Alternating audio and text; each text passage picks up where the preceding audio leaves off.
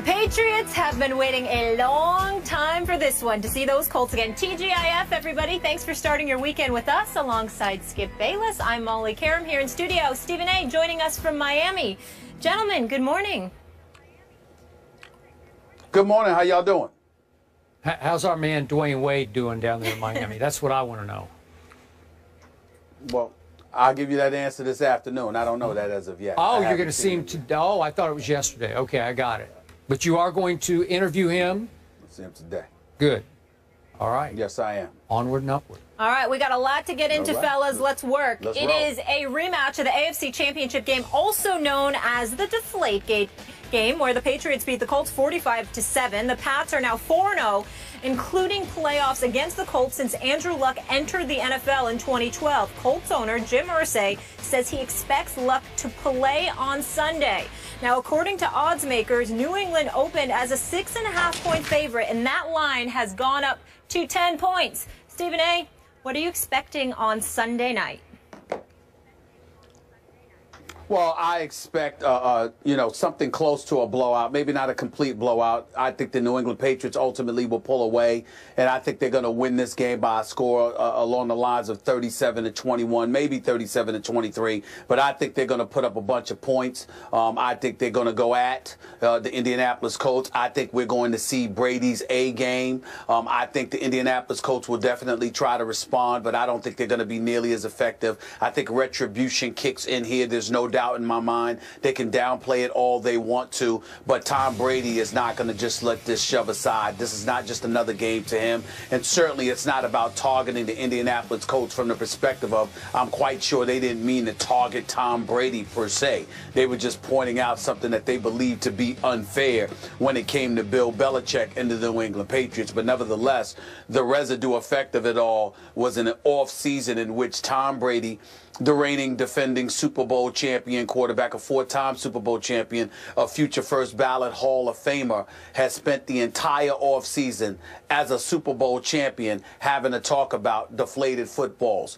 Barely anybody has been really focused on the fact that this guy is walking around as the champion. Instead, he's walking around as the guy who was suspended for 4 games by Roger Goodell in the National Football League, ultimately appealed that suspension, got it essentially overturned by a federal judge. That's the Tom Brady that we've been talking about for far too long, since that game in February, as opposed to the reigning defending Super Bowl champion that he is. I think that that has annoyed him. I think that he's been waiting for this game, and I think that everybody else in the nation has been waiting for this game as well. I expect New England to rally around him and to pretty much have their way. If the Indianapolis Colts are able to engage in some kind of ball control where somebody like Frank Gore, who had absolutely nothing to do with any of this, goes out there and plays lights out and assists in moving the chains, then that will help Indianapolis, because they're going to keep the ball out of Tom Brady's hands to some degree. But it won't be something that can happen throughout the game. I think Tom Brady touches the football just as much as he needs to, and I think New England pulls away somewhere along the lines, like I said, 37-21 and 37-23. But it'll be by at least 14 points. Either 21 or 23. That's interesting. So you think the Colts might have a little better game than you think they might actually get from 21 up to 23? Okay. Yeah, maybe. Right, maybe.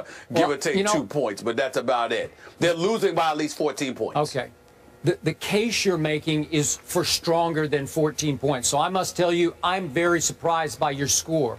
You're making a 48-14 kind of case for Tom Brady and company for all the reasons we all know. Is that fair to say? No, I don't look at it that way, because I think about a guy like a Frank Gore. You know, if he's able to run the football effectively, then you're going to get your hands on the ball only but so much. Okay. That's what I'm thinking. He'll be able to chew up some of the clock, so Patriots won't have the ball as much. All right, look, everything about this game screams revenge blowout. Everything about it. I can make no case for the Colts right now. Stephen A., you talked about Tom Brady bringing his A-plus game, or his A game. It's going to be A-plus. And I'm told by people close to him he is out of his mind for this game. Like this is it for him. This is Super Bowl-esque for Tom Brady, because clearly he wants to take it out. He wants to deflate the Indianapolis Colts just the way he's tried to deflate every team on this schedule. And you know and I know, if the Patriots quickly get the upper hand, there will be no taking foot off gas in this game.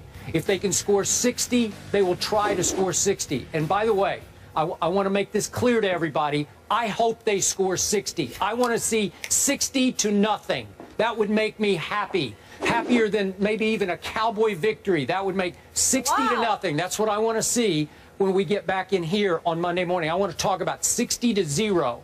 But I don't think I'm going to be talking about 60-0. This is the classic syndrome. I mentioned this earlier this week of everybody says.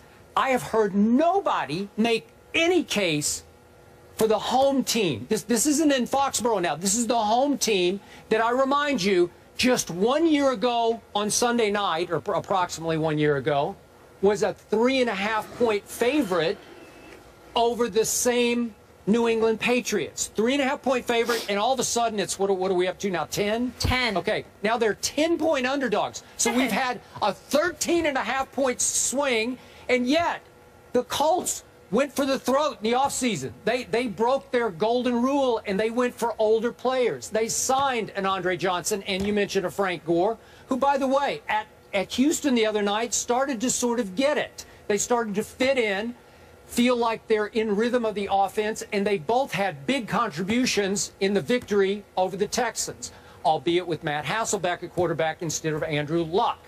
But, Stephen A., what a great spot this is for Andrew Luckless, who's been absolutely luckless against Tom Brady. He's lost 4 games to Tom Brady by an average score of 48-17. Are you kidding me? The Andrew Luck, first ballot Hall of Famer, has lost 4 times by an average score, blowout score of 48-17. So all of a sudden, he's got a bum shoulder. They say it's not as bad as we thought. It's not, in need of surgery. I don't even know if he's going to play or not, but if he does, this will be the first game he'll play in his pro career with little to no expectation. Every game, obviously, Andrew Luck has been expected to do a whole lot because he was the first pick in the draft. We get all that. But all of a sudden, nobody will expect anything of an Andrew Luck coming off an injury, missing a couple of games.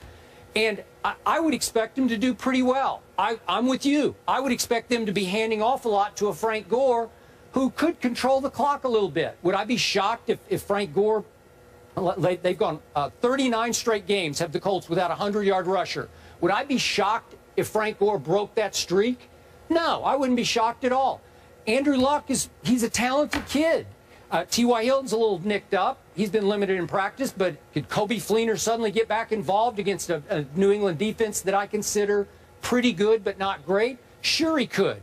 And the Indianapolis Colts, after a while, they're human. They got pride. They've been humiliated. They've been stepped on. They've been obliterated by this team 4 straight times. And it's not just Tom Brady. Do you realize that the New England Patriots in the last 3 games against Indy have rushed for an average of 219 yards a game? Are you kidding me? So there's humiliation. There's pride at stake here because LeGarrette Blount, I'm going back 3 games, had 166 and 4 touchdowns. Then I'm going back to the game in Indy last year. Remember, Jonas Gray came out of nowhere, and he's gone back to nowhere.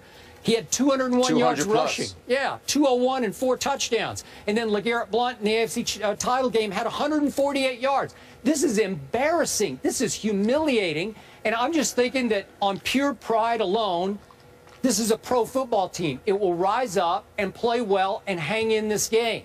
Again, I love the Patriots, but we haven't even talked about it all week on this show because nobody really cares outside of Patriot Nation.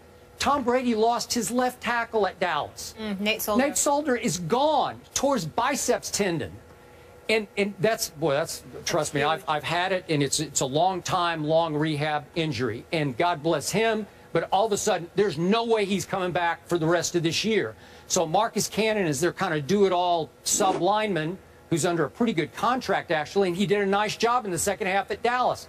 But really, he's your left tackle going into a kind of a grudge match game against a team that has become your playoff rival, even though they haven't stood up to their end of the battle. But my point is, that's a big loss for the Patriots. So I could see them having a little bit of a hard time in this game. You've got 37-21.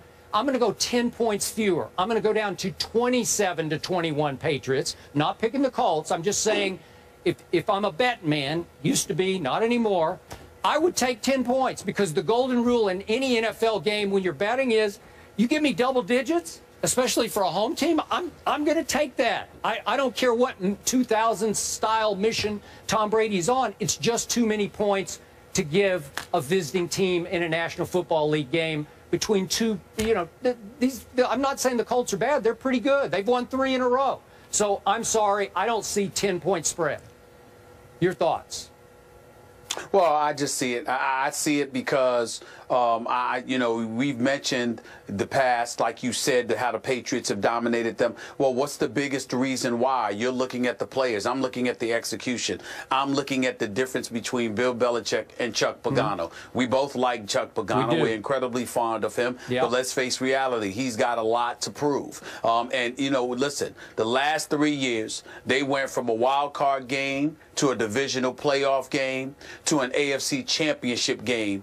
And yet, when they started out 0-2, he was on a hot seat. Now, what kind of sense does that make? You know why it makes sense, Skip Bayless? Because there are a lot of people who believe the Colts win in spite of him, not because of him. We don't know that to be true, and I'm certainly not here to try to cast any aspersions. I'm just going on what the aficionados say watching the Indianapolis Colts. So when I take that into consideration, although the New England Patriots lost their left tackle, and they're the visiting team, I'm still thinking that it's Coach Bill Belichick against Chuck Pagano. I'm still thinking that it's a highly motivated Tom Brady. I'm still thinking about his teammates who surround him. This is a guy that sat up there and ran for a touchdown in training camp, and people were cheering him on, for crying out loud, including his own teammates, because of how hyped everybody was. Well, if you were hyped for those minimal moments, those insignificant moments as far as I'm concerned, how in God's name are you going to feel come Sunday night when you got to go up against a team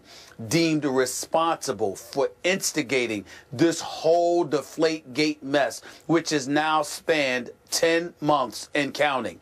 That's the way that I look at it. And I think that in a game of this magnitude, nationally televised, no doubt, against these guys on their home turf, I think it's going to be reminiscent of what New England did against Buffalo those first 3 quarters in Buffalo before they made a comeback. Except in the case of the Indianapolis Colts, there will be no comeback. I think the Patriots are going to win running away with this game. Okay, I hear what you're saying, but I'm going to stand by the everybody says syndrome. When everybody says what you're saying, everybody is saying that. On every show I've turned on, everybody's written this. It's a done deal. It's a wipeout, revenge wipeout. When everybody says it, the opposite almost always happens. So I think it'll be a close game for 3.5 quarters. And again, this is the truth.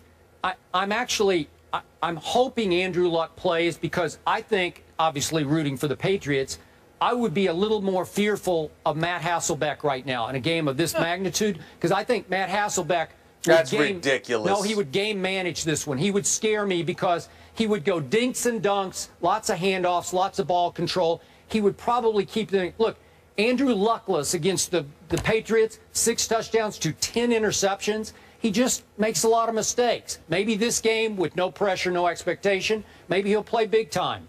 But to me, I would fear Hasselbeck right now, because he's won 2 straight games, over an Andrew Luck, who's, by the way, of qualifying quarterbacks, in my favorite stat, QBR, he's dead last right now. That's how bad his year has been to date. Well, I got you. Okay, we'll find out. Yes, all eyes will certainly be on Tom Brady. As you mentioned, Nate Solder will not be there, the left tackle. Dion Lewis was limited in practice with an abdominal injury. He's been a bright spot so far in that Pats offense. And he was on the Colts for about a week last year before they picked him up. So he's sort of going back to his old team. So speaking of